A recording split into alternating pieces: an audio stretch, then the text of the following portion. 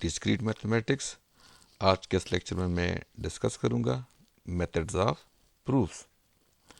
तो method of proofs, many theorem in mathematics are implication, यानी कि मैथ्स में बहुत से जो थ्योरम होते हैं या रिजल्ट्स होते हैं वो इस फॉर्म में होते हैं, यानी इम्प्लीकेशन होते हैं, यानी कि इफ़ पी देन क्यू, यानी इफ़ एंड देन के फॉर्म में होते हैं। The technique of proving implication give rise different methods of proofs. तो मेथड ऑफ प्रूफ्स दो टाइप्स के हैं। पहला है direct proof. Direct proof simple, P implies Q, यानी कि P को हम ट्रू सपोज करेंगे और Q को हम ट्रू प्रूफ करेंगे। सेकंड जो है वो इनडायरेक्ट प्रूफ। इनडायरेक्ट प्रूफ के फिर फर्दर दो टाइप्स हैं। फर्स्ट प्रूफ बाय कंट्रापोजिशन, यानी कि किसी भी इम्प्लीकेशन को हमने स्टार्ट के लेक्चर में पढ़ा था कि कोई भी इम्प्लीकेशन और उसका जो कंट्रापॉजिटिव होते हैं वो इक्विवेलेंट होते हैं। तो इसका जो कंट्रापॉजिटिव होगा वो negation Q implies P, negation Q implies negation P। और सेकंड जो है प्रूफ बाय कंट्राडिक्शन। तो आज के इस लेक्चर में मैं इस तरह डिस्कस करूंगा direct proof. Direct proof, the implication P implies Q can be proved by showing that if P is true then Q must be true, यानी कि अगर P ट्रू होगा तो Q लाजमी ट्रू होगा। This shows that the combination P true and Q false never occur, यानी कि ये इम्प्लीकेशन हमने डिस्कस किया था स्टार्ट के लेक्चर में कि ये सिर्फ एक ही केस में फॉल्स होगा कि अगर P ट्रू होगा और Q फॉल्स हो तो ये फॉल्स होगा। तो हमने इसको ट्रू शो करना है। तो यहाँ पे ये लिखा भी है, this show that the combination P true and Q false never occur, क्योंकि अगर ये होंगे फिर वो इम्प्लीकेशन फॉल्स होगा। A proof of this kind is called direct proof, यानी कि हम P को ट्रू सपोज करेंगे और Q को हमने ट्रू प्रूफ करना होगा। तो आगे जाने से पहले हम कुछ बेसिक रिजल्ट्स वो ज़रा देखते हैं। An integer n is even, यानी कोई भी नंबर इवन होगा if and only if n is equal to 2k for some integer k, यानी कि अगर n 2 का मल्टीपल होगा तो वो इवन होगा, या इन अदर वर्ड अगर n को 2 डिवाइड करेगा तो वो इवन होगा। Second, N integer n is odd if and only if n is equal to 2k plus 1 for some integer k, यानी अगर n कोई भी इंटीजर ऑड होगा तो वो इस फॉर्म में लिख के जाएगा 2k plus 1। फॉर एग्जांपल 5 हो तो 5 2 into 2 plus 1, या इस तरह कोई भी ऑड नंबर अगर हम लेंगे तो वो हम इस फॉर्म में लिख सकते हैं, यानी कोई भी ऑड नंबर इस फॉर्म में हम लिखेंगे। Third, an integer n is prime if and only if n is greater than 1, यानी कि प्राइम नंबर हमेशा 1 से ग्रेटर होगा।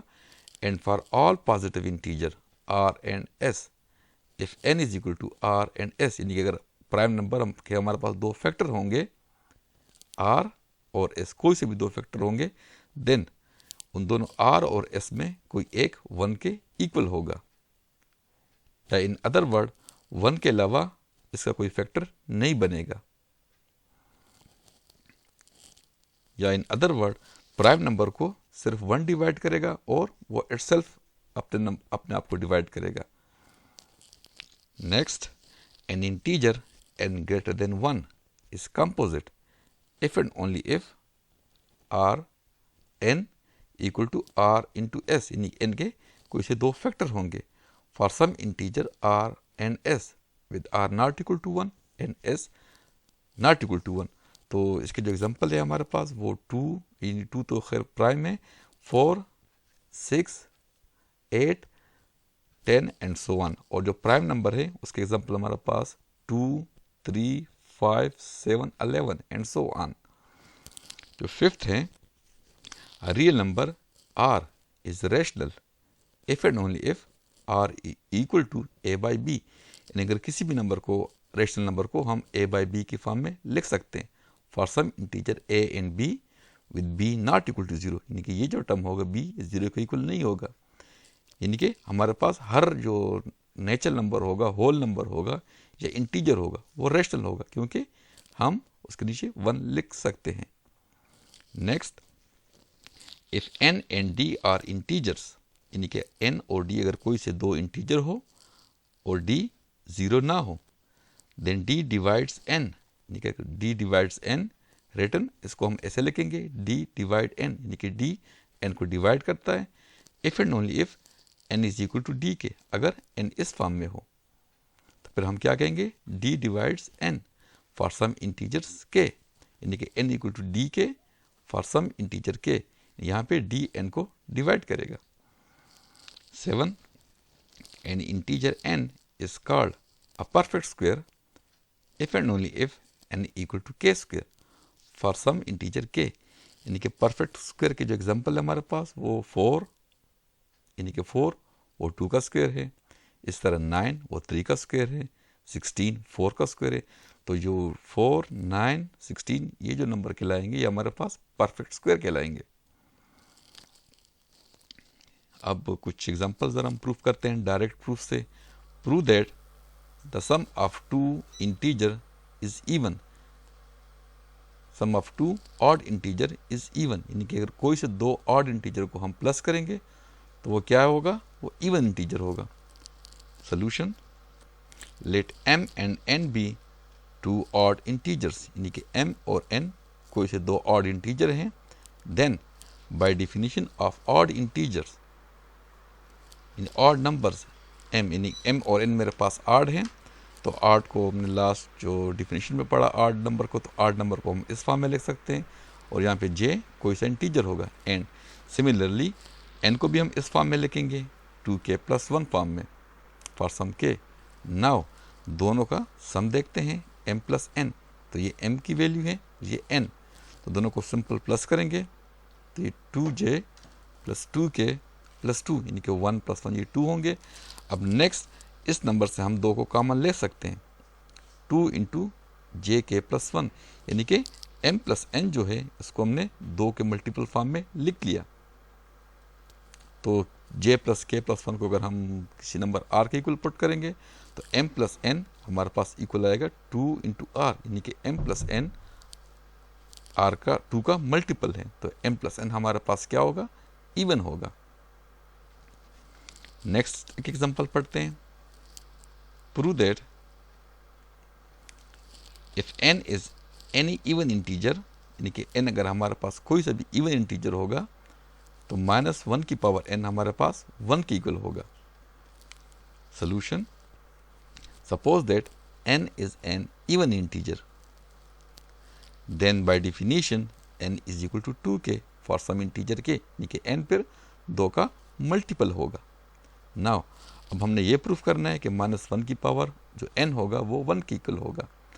अब -1 की पावर n, यहाँ पे n की वैल्यू पुट करेंगे 2k, ये फर्दर फिर इन 2k फिर हम इसको इस फॉर्म में ले सकते हैं, यानी पावर की जो प्रॉपर्टीज़ हैं हम इसको 2 को अलग इस तरह पावर लिख सकते हैं, यानी कि 2 × k।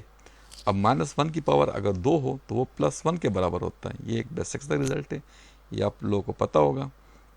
और फिर 1 की पावर k, यानी 1 की हम कोई सा भी पावर लेंगे तो वो 1 के इक्वल होगा। तो ये डायरेक्ट प्रूफ के कुछ एग्जांपल्स थे। अब एक और एग्जांपल पढ़ लेते हैं। Next, prove that the square of an even integer is even, कि इवन इंटीजर का जो स्क्वायर होगा वो इवन होगा।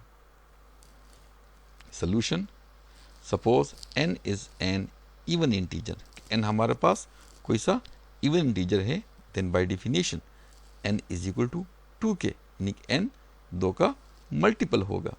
नाउ स्क्वायर ऑफ n, यानी कि अगर n को हम स्क्वायर करेंगे तो वो n² और n किसके इक्वल है, 2k, तो 2k का स्क्वायर, तो 2 का 4 एंड k का k²। अब 4k² से हम 2 को कॉमन ले सकते हैं, तो यानी कि स्क्वायर ऑफ n 2 का मल्टीपल हुआ, देखे 2 का मल्टीपल। इन 2k² को हम सिंपल किसी और इंटीजर के इक्वल पुट कर लेते हैं, तो हमारे पास जो स्क्वायर ऑफ n है वो 2 का मल्टीपल हुआ। तो इसका मतलब क्या हुआ कि स्क्वायर ऑफ n इवन है, यानी कि अगर n इवन होगा तो उसका स्क्वायर भी इवन होगा। नेक्स्ट एक असाइनमेंट है, ये आप लोग खुद प्रूफ करेंगे। Prove that square of an odd integer is odd, और सेम कंसेप्ट पे आप उसको प्रूफ करेंगे। ये असाइनमेंट है। नेक्स्ट एक और एग्जांपल ज़रा देखते हैं। Prove that the product of an even integer and an odd integer is even, यानी कि अगर एक इंटीजर हमारे पास इवन हो और दूसरा ऑड हो तो उसका जो प्रोडक्ट होगा वो हमारे पास इवन होगा। Solution, suppose m is an even integer and n is N odd integer, यानी कि m और n हमारे पास दो इंटीजर हैं। m को हमने इवन सपोज किया है और n को ऑड सपोज किया हुआ है। देन बाय डिफिनीशन m जो होगा वो इस फॉर्म में होगा। ये हमने जो स्टार्ट में कुछ डिफिनीशन लिखवाए थे इवन और ऑड इंटीजर्स के, m हमारे पास इस फॉर्म में होगा, यानी कि 2 का मल्टीपल होगा for some integer j, and n जो होगा वो इस फॉर्म में होगा for some integer k। Now अब इन दोनों का प्रोडक्ट देखते हैं। जो प्रोडक्ट होगा सिंपल n का प्रोडक्ट m की वैल्यू और n की वैल्यू। अब हम इसलिए देख सकते हैं कि इस प्रोडक्ट से हम 2 को कॉमन ले सकते हैं। कैसे ले सकते हैं? तो j प्लस 2 इंटू 2 के प्लस 1 को हम किसी और नंबर के सपोज कर लेते हैं, वो r। अगर ना भी करें तो फ़र्क नहीं पड़ता। m और n का जो प्रोडक्ट है वो इसके इक्वल है और यहाँ से हम 2 को कॉमन ले सकते हैं, यानी कि 2 का मल्टीपल है। m और n का जो प्रोडक्ट है वो 2 का मल्टीपल है, तो m और n का प्रोडक्ट हमारे पास इवन होगा। हेंस m n का प्रोडक्ट इज इवन। नेक्स्ट एक और एग्जांपल देखते हैं। Given any 2 distinct rational number, यानी कि अगर हमारे पास 2 डिस्टिंक्ट मुख्तलिफ रैशनल नंबर हो r and s with the property r less than s, prove that, यानी कि डायरेक्ट प्रूफ का एक और एग्जांपल है। Prove that there is a rational number x such that x lie between r and s, यानी कि simple अल्फाज में इसका मतलब क्या है कि 2 रैशनल नंबर के दरमियान एक और रैशनल नंबर होगा, यानी कि इन्फिनिट रैशनल नंबर होंगे। वो हम इसके बाद प्रूफ करेंगे।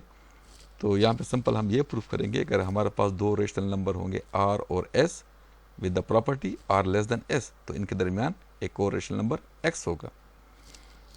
ये भी डायरेक्ट प्रूफ का एक एग्जांपल है, तो हम डायरेक्ट प्रूफ करेंगे। Solution, given 2 distinct rational number r and s such that r less than s, यानी कि हमारे पास 2 रैशनल नंबर r और s को हमने सपोज किए विद द प्रॉपर्टी कि r लेस देन s है। Next adding r to both side of this inequality, यानी कि इस इनइक्वलिटी के दोनों साइड पे हम r को प्लस करेंगे तो हमारे पास सिंपल दोनों साइड पे r आएगा। अब जरा सिंप्लीफाई करेंगे तो ये 2r होगा। This gives 2r less than r plus s, यानी कि जहाँ पे simple r plus r plus हो गए तो वो 2r होगा। तो 2r less than r plus s which is equivalent to, यानी यहाँ पे हम 2 को सिंपल डिवाइड करेंगे तो हमारे पास क्या होगा r less than r plus s by 2। Next adding s to both side of this inequality, यानी इस इनइक्वलिटी को अब बोथ साइड पे हम s को प्लस कर लेते हैं।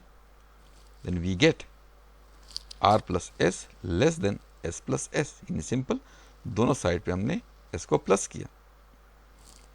तो इसको सिंप्लीफाई करने के बाद this gives r plus s less then 2s, यहाँ पे सिंपल s प्लस s क्या होंगे वो 2s होंगे और ये फर्दर इम्प्लाई करेगा इसको, यानी कि r plus s divide by 2 less than s, यानी यहाँ पे सिंपल हमने 2 को डिवाइड किया और 2 चूँकि एक पॉजिटिव नंबर है तो पॉजिटिव नंबर के डिवीजन से इनइक्वलिटी पे फ़र्क नहीं पड़ता।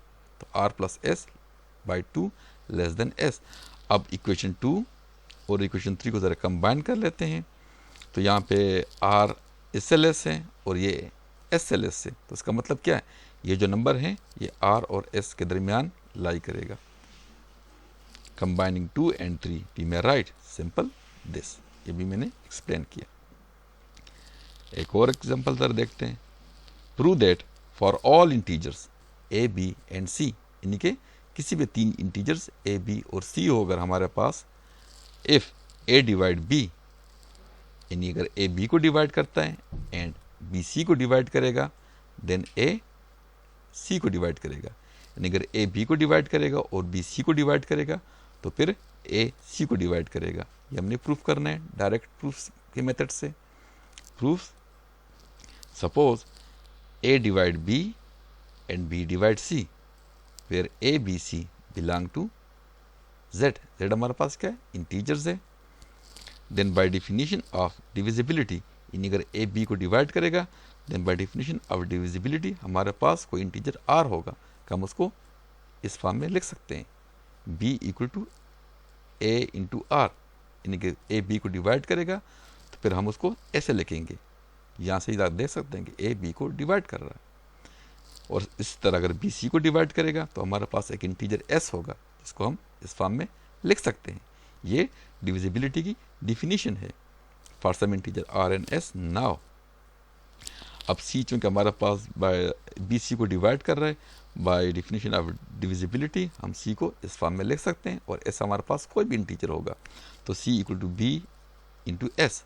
तो यहाँ पे अब बी की वैल्यू पुट कर लेते हैं। बी की वैल्यू क्या है, ए into are.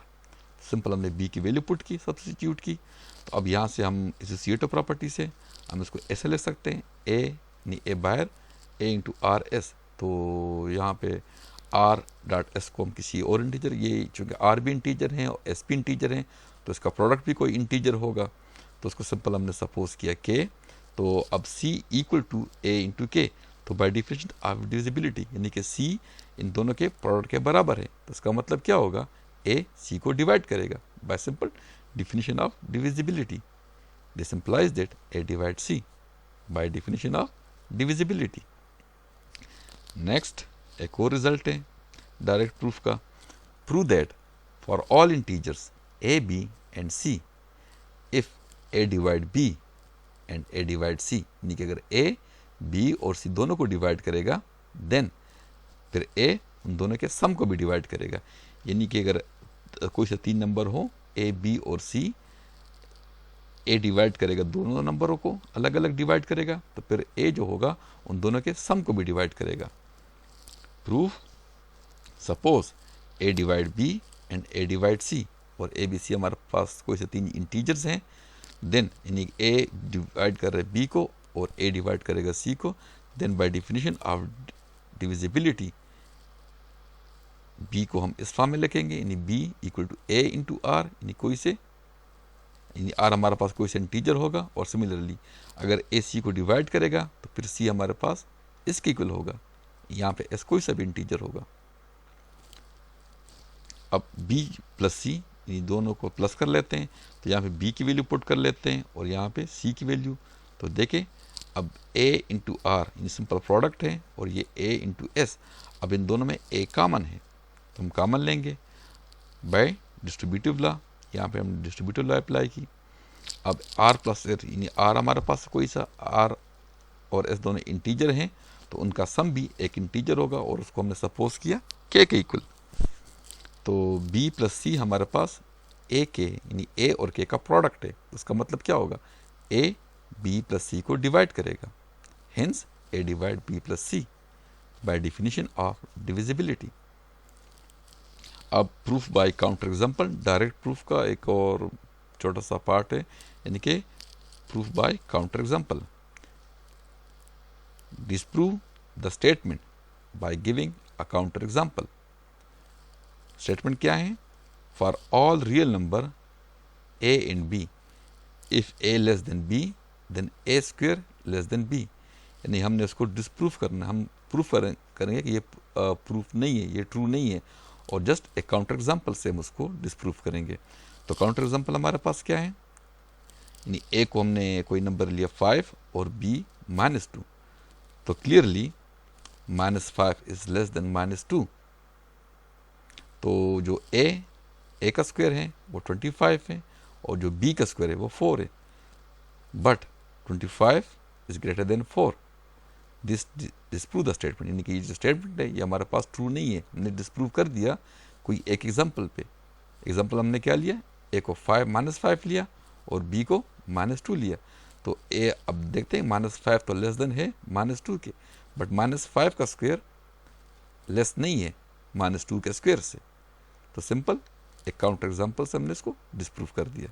Next, prove or give counter example to disprove the statement. For all integer n square minus n plus 11 is a prime number. या तो इसको प्रूफ कर दे कि ये हमारे पास एक प्राइम है नंबर है, या उसको डिसप्रूफ करे तो फिर एक काउंटर एग्जाम्पल देंगे।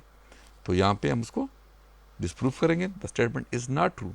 अब ये ट्रू नहीं है तो जस्ट हमने एक एग्जाम्पल देना है। अगर कोई किसी एक n के लिए भी ये प्राइम ना हुआ तो फिर ये प्राइम नहीं होगा। तो एग्जाम्पल n क्या हमारे पास 11, तो इसमें 11 पुट कर लेते हैं इस n square minus n plus 11 में। तो 11 पुट करेंगे तो ये माइनस 11 ये 11 कैंसिल, तो ये 11 का स्क्वायर 121।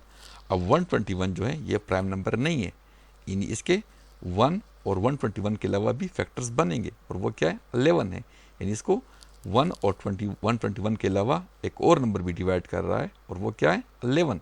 तो ये हमारे पास प्राइम नहीं होगा। तो हमने इसको डिसप्रूव कर दिया कि ये जो है ये हमारे पास प्राइम नहीं है, which is absolutely not a prime number. Next, prove or disprove the product of any two irrational number is an irrational number. यानी कि या प्रूफ करे या डिसप्रूफ करे कि किसी भी दो irrational नंबर का प्रोडक्ट irrational नंबर होता है। तो यहाँ पे हम इसको डिसप्रूफ करेंगे।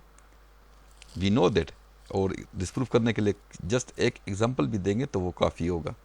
We know that √2 is an irrational number, यानी इर्रेशनल नंबर वो नंबर होता है जिसको हम p/q की फॉर्म में नहीं लिख सकते। नाउ अब दूसरा नंबर भी हम √2 लेंगे तो देख सकते हैं कि √2 और √2 को जो प्रोडक्ट होगा वो जस्ट 2 के इक्वल होता है, और 2 को हम 2/1 के फॉर्म में लिख सकते हैं। तो यहाँ पे हमने क्या डिसप्रूफ किया कि दो इर्रेशनल नंबर का प्रोडक्ट इर्रेशनल नहीं होता, ज़रूरी नहीं है कि वो इर्रेशनल नंबर हो। तो काउंटर एग्जांपल हमने दे दिया, और वो क्या है √2। तो √2 इर्रेशनल नंबर है, तो देखिए दो इर्रेशनल नंबर का प्रोडक्ट हमने लिया तो वो हमारे पास इर्रेशनल नहीं आया, तो हमने इसको डिसप्रूव कर दिया,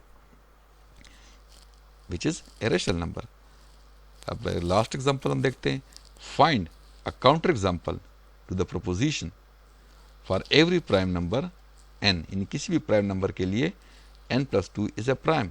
तो यहाँ पे हम एक काउंटर एग्जांपल देंगे कि किसी भी अगर प्राइम नंबर में हम 2 को प्लस करेंगे तो वो प्राइम होगा। तो यहाँ पे हम इसको डिसप्रूव करेंगे काउंटर एग्जांपल से। तो लेट प्राइम नंबर हमारे पास हमने 7 लिया, n7 लिया, तो अब 7 + 2 यानी n+2, 7 + 2 तो 9, तो 9 हमारे पास प्राइम नहीं है। तो हमने काउंटर एग्जांपल से प्रूफ कर दिया कि किसी भी प्राइम नंबर n के लिए n+2 प्राइम नहीं होगा, which is not a prime. Thank you.